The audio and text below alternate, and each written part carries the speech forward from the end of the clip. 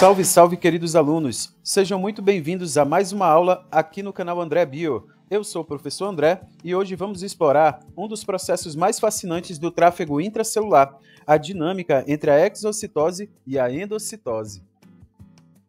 Na aula anterior, vimos como as células captam materiais do meio externo.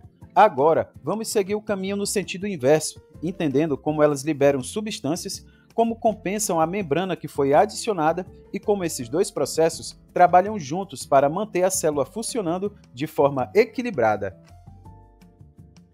Na aula de hoje, vamos aprofundar como as células conseguem controlar o fluxo de materiais para fora e para dentro, mantendo seu funcionamento preciso e equilibrado. Você vai entender o que acontece quando uma vesícula se funde à membrana plasmática, como a célula lida com essa expansão temporária e de que forma ela recupera esses componentes logo em seguida. Também vamos explorar como diferentes tipos de células utilizam esses processos de maneiras específicas, especialmente aquelas que precisam secretar grandes quantidades de substâncias. E claro, se você estiver gostando da aula, aproveita para deixar o like, se inscrever no canal e ativar o sininho. Assim você fortalece o projeto e ajuda esse conteúdo a chegar a mais pessoas. E os objetivos da aula de hoje são: compreender o processo de exocitose e sua função na liberação de substâncias celulares, incluindo como as vesículas se fundem à membrana plasmática. Explicar o mecanismo de endocitose e sua importância na remoção e reciclagem de componentes da membrana plasmática. Relacionar o ciclo de exocitose e endocitose à manutenção do tamanho e à composição das membranas celulares. Analisar o papel do tráfego de membranas na regulação funcional de diferentes compartimentos celulares, especialmente em células secretoras e especializadas. Reconhecer exemplos fisiológicos de alta demanda de secreção, como as células acinares pancreáticas, e discutir como elas equilibram o fluxo de membranas para manter a homeostase. Vamos começar acompanhando o caminho final de uma proteína que foi processada no Golgi. A partir da rede trans de Golgi, formam-se vesículas de transporte carregadas com produtos finais, como proteínas de membrana ou componentes para a matriz celular. O destino dessas vesículas é a periferia da célula rumo à membrana plasmática. Quando essas vesículas chegam à membrana plasmática, ocorre um evento crucial, a fusão. Esse processo de fusão, que libera o conteúdo da vesícula para fora da célula, é o que chamamos de exocitose. É através dele que a célula consegue entregar componentes para sua própria membrana ou secretar substâncias, como proteoglicanos, para o espaço extracelular. Agora, a forma como essa entrega acontece pode ser de duas maneiras. A primeira é a via constitutiva. Pense nela como um serviço de entrega contínuo e básico, que funciona 24 horas por dia, 7 dias por semana. Esta via está operante em todas as células do nosso corpo e sem interrupções. Já a segunda forma é a via secretora regulada. Esta é um serviço de entrega sob encomenda, presente em células especializadas. Nesse caso, o produto a ser secretado fica armazenado em vesículas secretoras, dentro da célula, aguardando um sinal químico ou elétrico específico para que a exocitose seja disparada. E onde encontramos essa via regulada? Justamente nas situações em que o corpo precisa de uma resposta rápida e controlada. Por exemplo, quando uma célula beta do pâncreas libera insulina, quando um neurônio comunica-se liberando neurotransmissores, ou quando uma célula acinar do pâncreas secreta uma enzima digestiva. A rede trans de Golgi funciona como um grande centro de distribuição logística dentro da célula. É aqui que as proteínas e lipídios, após serem processados, são separados e despachados para seus destinos finais, como a superfície celular, os lisossomos ou vesículas de secreção regulada. Para garantir que cada molécula chegue ao seu lugar certo, a célula utiliza um sistema de códigos postais moleculares. A proteína destinada ao lisossomo, por exemplo, recebe uma etiqueta de manose 6-fosfato, que é lida por receptores na rede trans de Golgi, garantindo seu empacotamento em vesícula correta. Da mesma forma, proteínas de secreção regulada carregam seus próprios sinais diferentes. Agora, se uma proteína não possui nenhum desses sinais específicos, qual é o seu destino? Ela segue pelo caminho padrão, que é a via secretora constitutiva. Pense nela como uma esteira principal do centro de distribuição, que leva automaticamente e de forma contínua tudo que não foi especificamente endereçado para outro lugar diretamente para a superfície da célula. Isso é particularmente evidente em células não polarizadas, como os fibroblastos. Para elas, a regra é clara: tudo no lúmen do Golgi será secretado constitutivamente, a menos que haja um sinal explícito dizendo volte para o retículo endoplasmático, fique retido aqui ou vá para a via regulada. A via constitutiva é, portanto, o caminho padrão e majoritário. No entanto, a história fica mais complexa em células polarizadas, como os enterócitos do nosso intestino. Essas células possuem domínios de membranas distintos, o apical e o basolateral, que recebem conjuntos diferentes de proteínas. Neste cenário, a triagem na rede trans de Golgi é muito mais sofisticada, exigindo maquinários adicionais para garantir que a carga certa seja entregue no domínio certo da membrana. O ponto de partida para a formação das vesículas secretoras é a agregação seletiva na rede trans de Golgi. As proteínas que serão secretadas de forma regulada se reconhecem e se agregam, formando gumos densos e visíveis ao microscópio eletrônico. É como se elas se autosselecionassem para serem embaladas juntas, embora os sinais químicos precisos para isso ainda não sejam totalmente compreendidos. Um dos grandes questionamentos é como a membrana da vesícula, em brotamento, captura esses grandes agregados. Diferente do sistema receptor-carga, usado para enzimas lisossômicas, aqui os agregados são grandes demais para isso. A hipótese é que o mecanismo se assemelhe a uma fagocitose interna, onde a membrana simplesmente envolve a massa agregada, internalizando-a de uma vez. As vesículas recém-formadas são imaturas, semelhantes a cisternas dilatadas. Elas iniciam um processo de maturação, fundindo-se umas com as outras. Paralelamente, bombas de próton acidificam o interior da vesícula. Essa acidificação é um passo crucial, pois pode induzir mudanças conformacionais nas proteínas agregadas, consolidando o conteúdo. O passo final para o amadurecimento é a concentração do produto.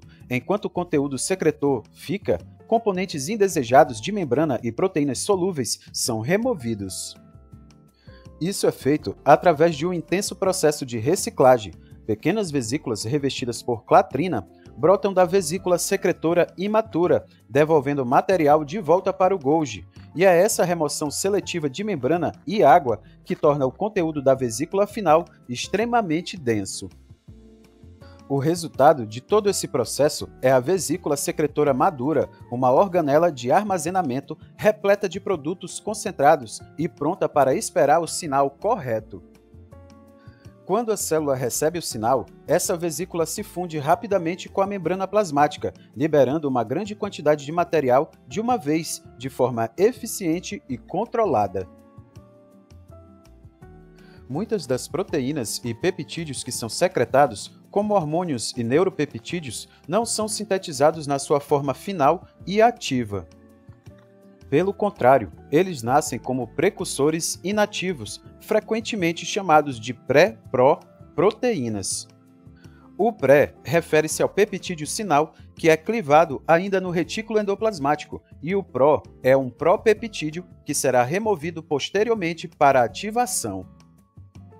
A transformação desses precursores em moléculas ativas ocorre em um processo de clivagem proteolítica que acontece principalmente dentro das próprias vesículas secretoras durante a sua maturação. É como se a proteína fosse enviada em uma embalagem de segurança que só é aberta no momento e local apropriados, seja dentro da vesícula, seja logo após a secreção.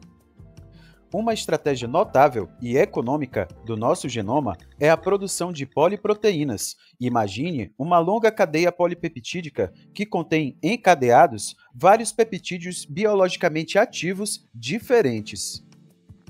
Esse precursor único é processado de maneiras distintas em diferentes tipos celulares, gerando um coquetel de produtos finais a partir de um único gene. E por que a célula adota essa via indireta? A primeira razão é puramente prática. Peptídeos muito pequenos, como as encefalinas, seriam simplesmente perdidos no citosol ou não teriam espaço para conter todos os sinais de endereçamento necessários. Sintetizá-lo como parte de um precursor maior garante o seu correto empacotamento e transporte pelo sistema de endomembranas. A segunda razão, e talvez mais crucial, é a segurança celular. Enzimas hidrolíticas e outras proteínas potencialmente destrutivas seriam um perigo se ficassem ativas dentro das células que as produz. Ao mantê-las na forma de proenzimas inativas, até o momento da secreção, a célula se protege de uma autodigestão, ativando-as apenas quando contidas nas vesículas ou no espaço extracelular. Em células com estruturas alongadas, como os neurônios, o desafio logístico é grande. As vesículas secretoras são produzidas no corpo celular, mas o local de ação, a sinapse, pode estar a centímetros de distância. Para isso, elas realizam uma longa viagem, transportadas ao longo dos microtúbulos do axônio até o seu destino final. Uma vez que chegam à periferia da célula, essas vesículas não se fundem imediatamente. Em vez disso, elas entram em um estado de espera, ancorando-se firmemente ao citoesqueleto, bem próximas da membrana plasmática. Elas ficam literalmente pré-posicionadas para a ação rápida. E o que tira essas vesículas do modo de espera? Um sinal externo específico. No caso de um neurônio, é um impulso elétrico. O potencial de ação em uma célula endócrina pode ser a ligação de um hormônio sinalizador em seu receptor. São estímulos diferentes, mas que desencadeiam a mesma cascata interna. Esses diferentes sinais convergem para um único e crucial mensageiro intracelular, o íon cálcio. O potencial de ação abre canais de cálcio dependentes de voltagem na membrana, enquanto a sinalização hormonal pode liberar o cálcio de reservas internas. O resultado é o mesmo, um pico rápido e localizado da concentração de cálcio no citosol. Esse pico de cálcio é um gatilho final. O cálcio se liga a proteínas sensores nas vesículas secretoras e na membrana plasmática, como as sinaptotagminas nos neurônios. E essa ligação desencadeia uma mudança conformacional que leva à fusão instantânea da vesícula com a membrana, liberando os neurotransmissores ou hormônios em milésimos de segundo. Para uma comunicação nervosa extremamente rápida, existem organelas especializadas, as vesículas sinápticas. Elas são menores do que as vesículas secretoras convencionais e são dedicadas exclusivamente ao armazenamento de neurotransmissores, como glutamato e GABA, prontos para serem liberados na fenda sináptica. A velocidade da neurotransmissão, que ocorre em milissegundos, exige que as vesículas estejam mais do que apenas ancoradas, elas precisam ser pré-preparadas, um processo chamado de priming. Nesse sentido, as proteínas SNERE da vesícula e da membrana plasmática já iniciaram o seu pareamento, mas o processo é interrompido no meio do caminho, deixando o sistema engatilhado. Quem mantém esse sistema engatilhado e seguro é uma proteína chamada complexina. Ela atua como um pino de segurança, congelando as SNERes em seu estado parcial unido. Isso impede uma fusão prematura e acidental, mas mantém o sistema em uma tensão metaestável, pronto para ser disparado instantaneamente. E o disparo final é o íon cálcio. Quando um potencial de ação abre os canais, o influxo maciço de cálcio é detectado pela sinaptotagmina, uma proteína sensor na vesícula. A ligação do cálcio à sinaptotagmina faz com que ela desloque a complexina, liberando o pino de segurança e permitindo que as SNERs completem o seu pareamento, fundindo as membranas.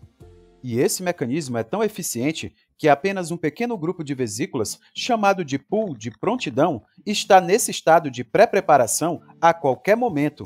E isso é estrategicamente importante, pois permite que a sinapse seja ativada repetidamente em rápida sucessão.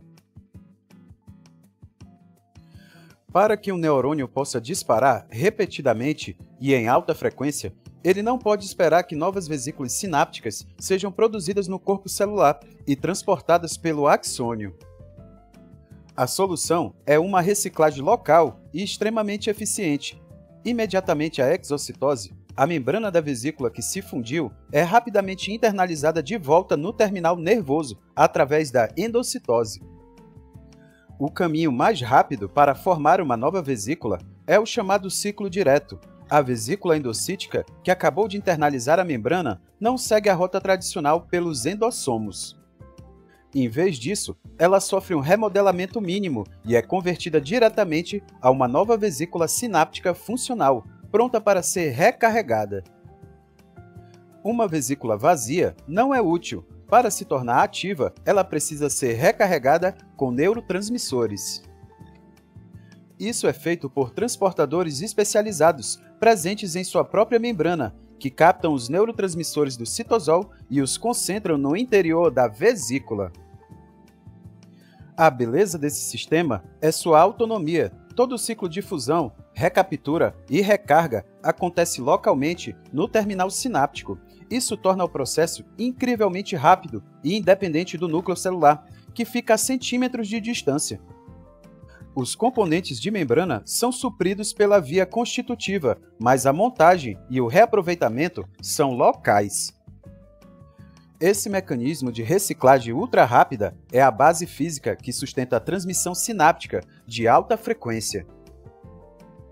Ele garante que um pool de vesículas sinápticas esteja sempre disponível para ser liberado a cada novo potencial de ação, permitindo a comunicação neural contínua e precisa que sustenta todos os nossos pensamentos, movimentos e sensações. Imaginem o momento da exocitose. A vesícula secretora se funde à membrana plasmática, ejeta o seu conteúdo para fora da célula e, de quebra, sua membrana também se incorpora à membrana plasmática, temporariamente aumentando a área de superfície da célula.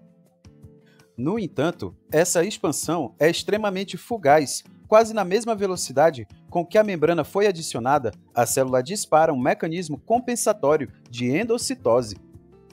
É um ciclo contínuo e veloz. O que entra por um lado, sai pelo outro, garantindo que a membrana não se expanda descontroladamente. E o que acontece com esses componentes de membrana que foram internalizados?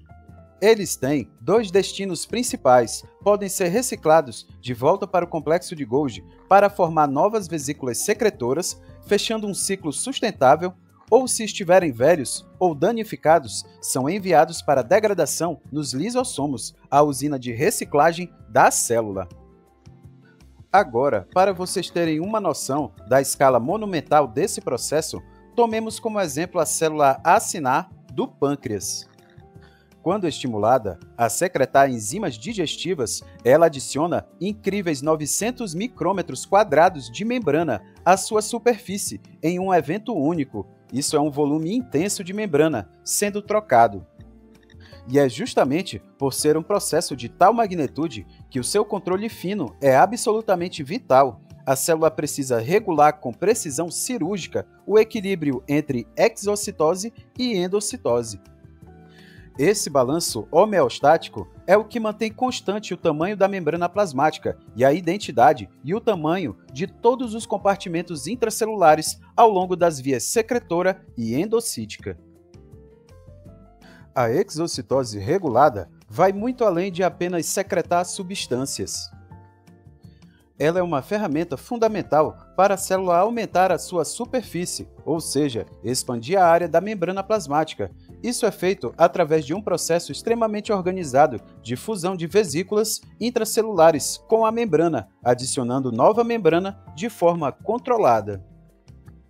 Um dos exemplos mais dramáticos e belos desse processo ocorre no desenvolvimento embrionário da mosca. O embrião começa com uma única célula gigante, o sincício, com milhares de núcleos compartilhando a mesma membrana. Em poucos minutos, para formar as células individuais, a célula precisa criar membranas do nada. E como ela faz isso? Justamente através da fusão coordenada e massiva de vesículas, que se unem para delimitar cada núcleo, criando as novas células. Esse mesmo princípio básico se repete em um evento que vocês todos conhecem, a divisão celular. Durante a citocinese, tanto em animais quanto em plantas, a célula-mãe precisa se separar em duas células filhas. Novamente, a fusão de vesículas é crucial para fornecer membrana necessária para construir essa barreira de separação entre as duas novas células. Agora, um exemplo que mostra a versatilidade e a velocidade desse sistema, o reparo de emergência. Células sujeitas a estresses mecânicos podem sofrer pequenos rasgos na membrana. É um desastre, pois o conteúdo interno vaza. E qual é a solução? A célula usa vesículas internas, como os lisossomos, como uma espécie de tala ou curativo de emergência. Elas se fundem rapidamente no local do dano, criando um segmento temporário que tampa o vazamento e alivia a tensão, permitindo o reparo definitivo. E o que dispara essa resposta emergencial tão rápida e precisa? O sinal universal é o cálcio. Quando a membrana se rompe, há um influxo brutal de cálcio do meio externo para o citosol. Esse pico súbito de cálcio age como um gatilho molecular, ordenando que as vesículas se direcionem e se fundam imediatamente no local da lesão, orquestrando todo o processo de reparo. Imaginem a rede trans de Golgi como um grande centro de distribuição de encomendas dentro da célula epitelial polarizada. É aqui que o caminho das proteínas de membrana e secretadas se separa. Proteínas que vão para o domínio apical e proteínas que vão para o baso lateral, que viajaram juntas até aqui, são finalmente segregadas e embaladas em vesículas completamente diferentes. Essa é a etapa fundamental que estabelece a polaridade. Agora, como a célula sabe o que é baso lateral? O CEP dessas proteínas está em suas caudas citosólicas. São pequenos sinais de aminoácidos que ficam expostos no citosol. Esses sinais são reconhecidos por proteínas, como o complexo de adaptadores, que as empacotam seletivamente em vesículas com destino específico para a membrana basolateral. E para o domínio apical? Ela usa uma estratégia completamente diferente, baseada em lipídios. Proteínas ancoradas por GPI, que não têm cauda citosólica, associam-se a glicoesfingolipídios e colesterol na rede trans de Golgi, formando microdomínios ordenados, chamados de balsas lipídicas. Essas balsas, já contendo sua carga apical, simplesmente brotam da rede trans de Golgi, formando vesículas direcionadas para o lado apical da célula. Vale destacar que os glicoesfingolipídios não são apenas um endereço postal, mas eles têm uma dupla função. Além de formar a plataforma de seleção para o carregamento apical na rede trans de Golgi, eles também criam uma camada protetora mais resistente no domínio apical, essencial para enfrentar ambientes hostis, como a luz do nosso intestino. Por fim, a célula é tão meticulosa que esse sistema de endereçamento não para na primeira entrega.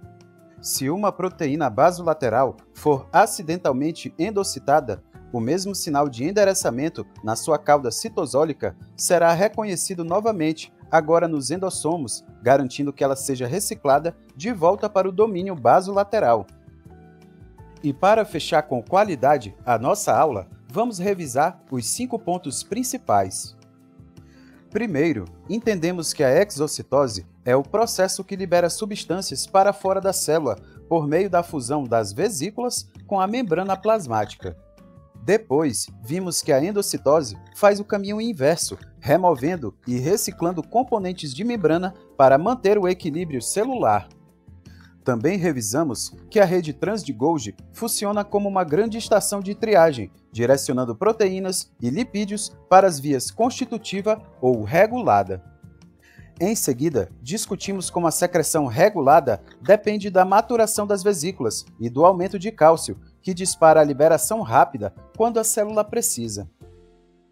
E, por fim, vimos que o balanço entre exocitose e endocitose é essencial para a homeostase das membranas, especialmente em células altamente secretoras, como neurônios e células acinares pancreáticas.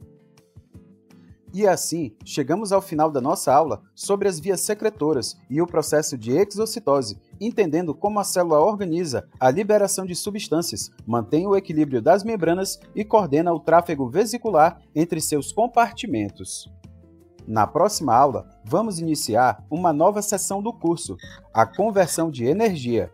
Vamos mergulhar no estudo das mitocôndrias, explorando sua estrutura, suas funções e como elas transformam energia química em energia utilizável pela célula. As referências utilizadas estão disponíveis aqui para quem quiser se aprofundar no tema. E claro, se você gostou da aula, curte, se inscreve, ativa o sininho e compartilha com seus amigos. Isso fortalece muito o canal e ajuda o projeto a crescer. E também não esquece de seguir o @andrebio.prof no Instagram para acompanhar resumos, mapas mentais e dicas todos os dias. Até a próxima aula. Valeu!